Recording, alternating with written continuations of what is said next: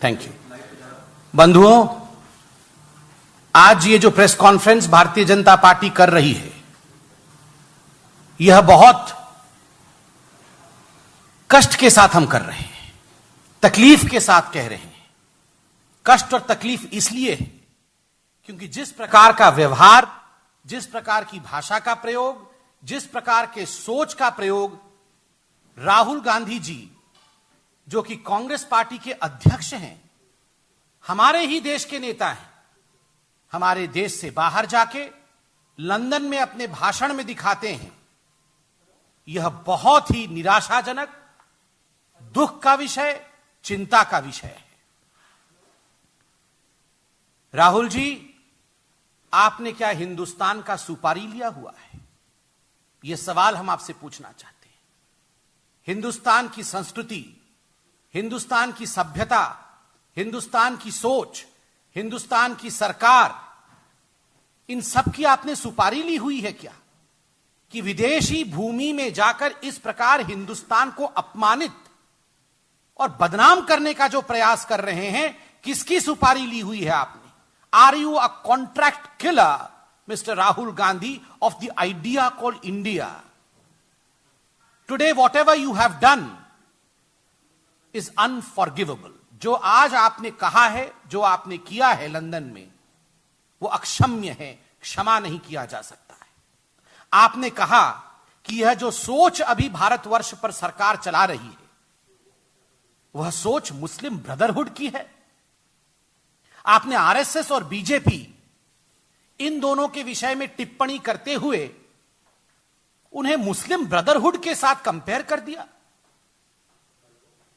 आप इस देश के पार्लियामेंटेरियन हैं, आप इस देश के एक पॉलिटिकल पार्टी के अध्यक्ष हैं। आप केवल राहुल गांधी एक व्यक्ति के रूप में लंदन में नहीं बैठे हुए हैं या लंदन में भाषण नहीं कर रहे हैं। जब बतौर एक लीडर ऑफ अपोजिशन के रूप में आप वहां भाषण करते हैं, पूरा विश्व आपके शब्दों को सुनता है कि आखिर देश के लीडर ऑफ अपोजिशन क्या कहते हैं। और जब आप कहते हैं कि जिस सोच, the idea which governs the country today, in a way you have taken into the gamut of your consideration the present government, कि ये एक आतंकी सोच है, ये एक आतंकवादी संगठन है। ये हिंदुस्तान आपसे आज सवाल पूछ रहा है, क्या हिंदुस्तान पे राज किसी आतंकवादी संगठन का है? ये 125 करोड़ हिंदुस्तान की जनता, बुद्धिमान जनता ने 2014 में जिस सरकार को वोट देकर लोकतांत्रिक प्रक्रिया से चुना था, क्या यह सरकार, क्या यह हिंदुस्तान की लोगों की सोच एक आतंकवादी संगठन के प्रति थी? मुस्लिम ब्रदरहुड, राहुल जी, शायद आप होमवर्क करके नहीं आते, आप पढ़ के नहीं आते, पता तो आपको ऐसे ही बहुत सारे विषयों में बहुत कम है या नगण्य है। जानते हैं मुस्लिम ब्रदरहुड क्या है? एक इस्लामिस्ट ऑर्गेनाइजेशन है। कई देशों में इसे एक आतंकवादी ऑर्गेनाइजेशन माना गया है। It's a terrorist organisation, declared terrorist organisation in number of countries of the world, of the globe. पर आप उसकी कंपैरिजन आरएसएस और भारतीय जनता पार्टी से कर रहे हैं। आप कह रहे हैं कि भारत के इंस्टीट्यूशंस में यह जो सरकार है, एक आतंकवादी ऑर्गेनाइजेशन की तरह आक्रमण करके उनके अंदर अपनी पैठ बना रही है। Rahul ji, you have no maturity, you have no understanding whatsoever, you have no understanding of India, you have no leadership quality, and I am sorry to state, whatever pictures your Twitter world etcetera में be tweeting about multiple facets of yours, you have no facet. The only facet, the only quality that you possess is hatred against Mr. Modi. एकमात्र गुण जो आपका है राहुल गांधी जी, वह गुण मोदी जी के प्रति घृणा का है। आप केवल और केवल भारतीय जनता पार्टी, आरएसएस, मोदी जी, इन सबको घृणा करते हैं। और इस घृणा से उपजती है इस प्रकार की अपरिपक्व बातें, इमैच्योर बातें, इररेस्पॉन्सिबल बातें। You are not responsible, you are not mature mister Rahul Gandhi. Have you heard yourself ever when you return from your speech? Please अपनी स्पीच को दोबारा सुनिए कि आप इस देश के लिए क्या कह रहे हैं। कल आप इस देश के लिए यह कह रहे थे कि अगर देश की नौजवानी को नौकरी नहीं मिलेगी, if the youth of this country are bereft of job, then they will join IAS, तो वो IAS में चले जाएंगे। और आज आप कह रहे हैं कि इस हिंदुस्तान में जो सरकार है, हिंदुस्तान पे जो सोच है, वह सोच आतंकी सोच है, मुस्लिम ब्रदरहुड की सोच है। Friends, I would like to remind you, मैं आपको याद दिलाना चाहता हूं कि 2014 से पहले भी कांग्रेस पार्टी में ठीक इसी प्रकार की बौखलाहट थी। याद करिए, चुनाव 14 में मई के महीने में सरकार बननी थी, उससे पहले चुनाव था, और 2013 में ठीक इसी प्रकार सोनिया जी की मौजूदगी में, मनमोहन जी की मौजूदगी में, राहुल गांधी जी जो नए नए वाइस प्रेसिडेंट बने थे कांग्रेस पार्टी में, उनके मौजूदगी में मंच पर खड़े होकर तत्कालीन गृह मंत्री ने भारतीय जनता पार्टी और आरएसएस को कहा था कि ये आतंकवादियों को ट्रेनिंग देते हैं, कैंप चलाते हैं, और अगले दिन पाकिस्तान के हर अखबार में यह हेडलाइन थी कि जो भारत की विपक्षी पार्टी है, ये कैंप चलाते हैं आतंकवादियों का। ये राजनीति नहीं करते हैं, ये सरगना है, ये ट्रेनिंग देते हैं आतंकवादियों को। और आज फिर से आपने वही काम किया। Why such hatred for democracy mister Rahul Gandhi? जब हम विपक्ष में थे तब भी जनता के दया से थे, जनता के वोट से थे। ये लोकतांत्रिक प्रक्रिया से विपक्ष भी चुन के आई थी उस समय आपने विपक्ष को आतंकी कहा। आज जब हम पक्ष में हैं, हम सरकार में हैं, जनता मालिक हैं, हम उनके नौकर हैं। We serve the people of this country. We are the servants of the people of this country. They have selected us, elected us. Whatever we are today, whatever Modi ji is today, as Modi ji himself says, is because of the blessings of 125 crore people. और आप उनके प्रति इस प्रकार की घृणा दिखाते हैं, आतंकी कहकर। And I can tell you, my friends, headlines of tomorrow's newspaper in Pakistan is going to be this: that India is ruled by a thought process, by a government which is akin to Muslim Brotherhood. जब आप Berlin में भाषण दे रहे थे, जब आप German के दूसरे शहरों में भाषण दे रहे थे, आज लंदन में भाषण दे रहे हैं, कई लोगों के, कई कंट्रीज के रिप्रेजेंटेटिव वहां मौजूद हैं। 33 कंट्रीज के रिप्रेजेंटेटिव मौजूद थे जर्मनी में। उनके सामने भारत के लिए जब इस प्रकार की शब्दों का प्रयोग किया जाता है कि हम मुस्लिम ब्रदरहुड हैं, तो वो तो जाके पूरे विश्व में बोलेंगे इस बात को। They would like an explanation from everywhere. What are you propagating? Rahul ji 2013 में भी इसी प्रकार वोट बैंक की राजनीति करने के लिए सोनिया जी रोई थी। बाटला हाउस एनकाउंटर में जब आतंकवादी मारे गए थे, हिंदू आतंकवाद के कंसेप्ट को आप लोगों को बढ़ावा देना था, तब सोनिया जी बहुत रोई थी। आपके तमाम मंत्रियों ने और आप खुद हिंदू आतंकवाद सुबह से शाम तक करते रहते थे। आज पुनः जिस प्रकार से आप आरएसएस और बीजेपी को कोसने का काम कर रहे हैं, आप ये कह रहे हैं कि हम लोग हिंदुइज्म के लिए खड़े हैं, देश के लिए नहीं खड़े हैं। मैं आपसे पूछना चाहूंगा, जहां तक इस सरकार का विषय है, यह सरकार और यह सोच सबका साथ सबके विकास की सोच है। मगर राहुल जी, आप हिंदुओं से इतनी घृणा क्यों करते हैं? इतनी घृणा क्यों?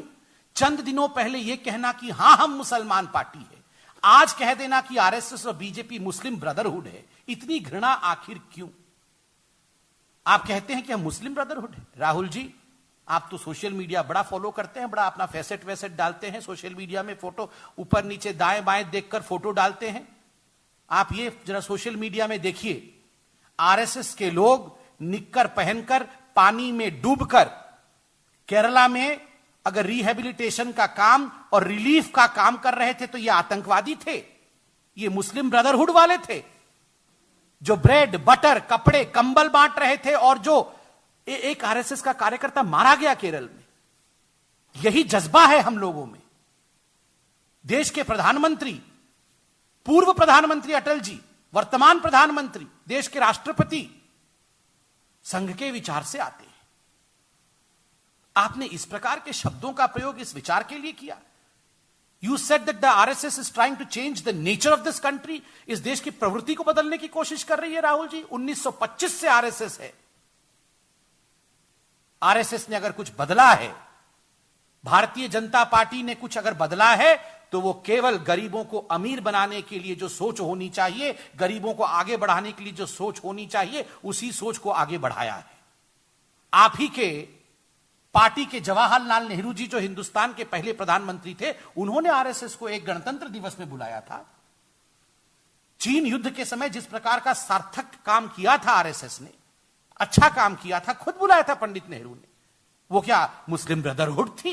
वो क्या आतंकी संगठन था? राहुल जी, आपको इसके लिए क्षमा मांगनी होगी। लंदन से ही क्षमा मांगिए। हम जानते हैं आप छुट्टी बिताने गए हैं, अभी आने वाले नहीं हैं।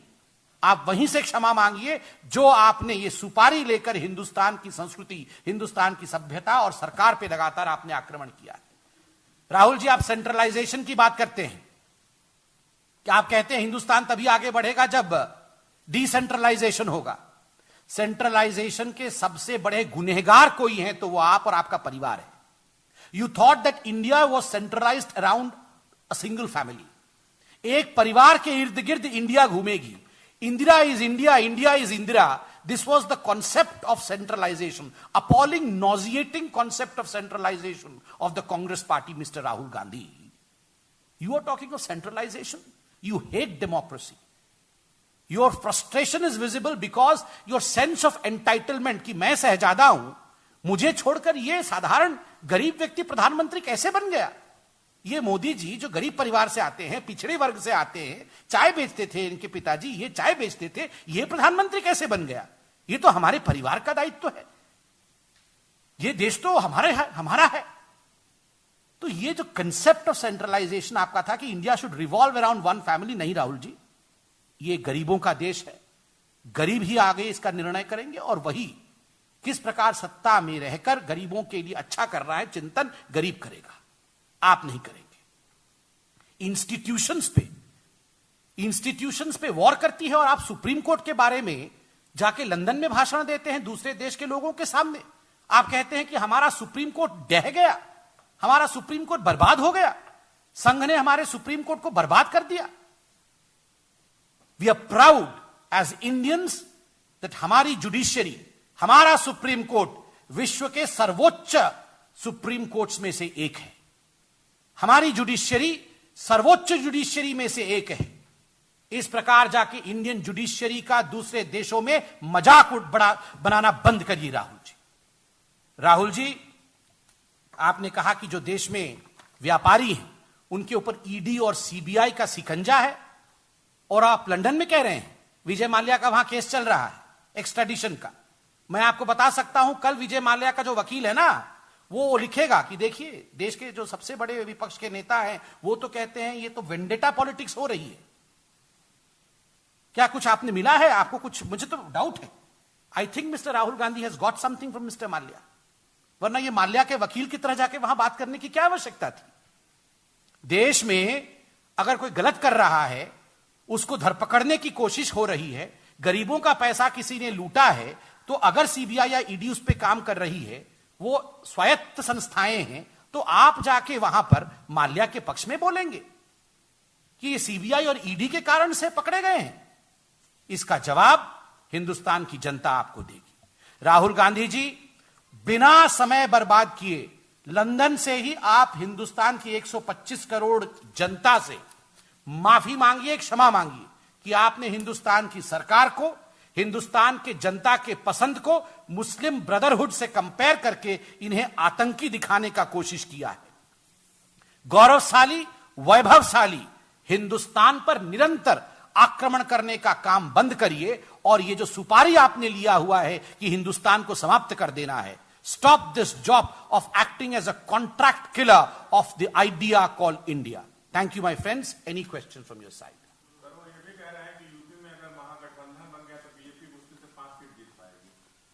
ये उत्तर प्रदेश के चुनाव से भी पहले कह रहे थे कि यूपी को 7 पसंद है, वो साइकिल पे चढ़े थे, उसके बाद 7 सीटें मिली उनको। 325 सीट भारतीय जनता पार्टी को यूपी की जनता ने प्रेम से दिया है। विषय आज ना तो यूपी के चुनाव का है और ना ही कितने प्रतिशत वोट किसको मिल रहा है, वो देश की जनता निर्णय कर देगी, करती आ रही है। विषय आज है कि आपने हिंदुस्तान के सरकार, हिंदुस्तान की सोच, हिंदुस्तान की जनता के प्रति जिस प्रकार सोच दिखाया, उन्हें आतंकी कहकर, मुस्लिम ब्रदरहुड के साथ कंपेयर करके, 3 दिन पहले आईएसआईएस और आज मुस्लिम ब्रदरहुड, ये हो क्या रहा है? इसका जवाब कौन देगा? राहुल जी, आप जाके ऊल जुलूल बोल दे विदेशों में और देश की जनता केवल सुने, ऐसा नहीं हो सकता है। आपको जवाब देना होगा। सर, राहुल गांधी ने यह भी कहा कि पाकिस्तान को लेकर केंद्र सरकार के पास कोई सोच समझी रणनीति नहीं। बड़ा दुखद विषय है कि आप विदेश की भूमि में जाकर, ना तो आप विदेश मंत्री हैं और ना आप प्रधानमंत्री हैं, आप you should not behave as the prime minister. आप वहां जाके कहते हैं कि हिंदुस्तान के प्रधानमंत्री के पास पाकिस्तान के लिए कोई सोच नहीं है। आप सोचिए जरा, इसका किस प्रकार का भाव जाता है। आपको तो you should have been I would say proud Indian. आपको जाके कहना चाहिए था, India is the best country. India के प्राइम मिनिस्टर के पास, इंडिया के पॉलिटिकल सोच के पास सॉल्यूशन है।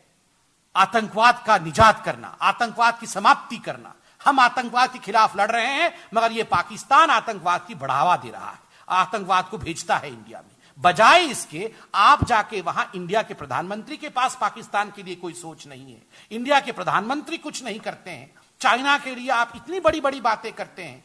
एक बार कहते हैं आप कि डोकलाम में जो हो रहा है अभी भी चाइना मौजूद है, दूसरी बार कोई प्रश्न पूछता है तो कहते हैं कि मुझे डोकलाम के बारे में ज्यादा पता नहीं है।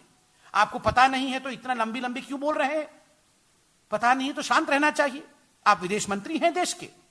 और यह बताइए, जब डोकलाम हो रहा था तो चुपके चुपके रात के अंधेरे में छुप के जाके आप चाइनीज ऑनवॉय के साथ बैठ के क्या कर रहे थे? देश से इतना प्यार है तो आप आदरणीय सुषमा जी से या प्रधानमंत्री जी से पूछ लेते कि क्या हो रहा है।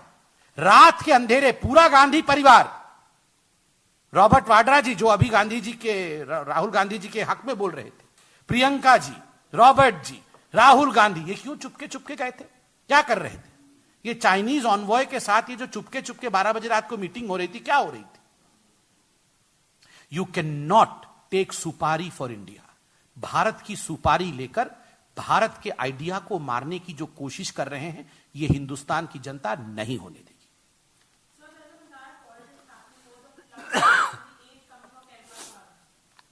See, as far as the Kerala floods is concerned, it's a very sensitive issue. The country stands with Kerala. We, from this high desk of Bharatiya Janata Party, stand with Kerala. We want every person who is suffering because of Kerala floods, we want them to relieve them, to in fact rehabilitate them. We don't want to play any politics. You all are running the news as to how what was not true had been propagated as truth, and that issue had been politicized by some people. I would not like to comment anything beyond this because I don't want to hurt any sentiments when the priority is relief and rehabilitation. Thank you.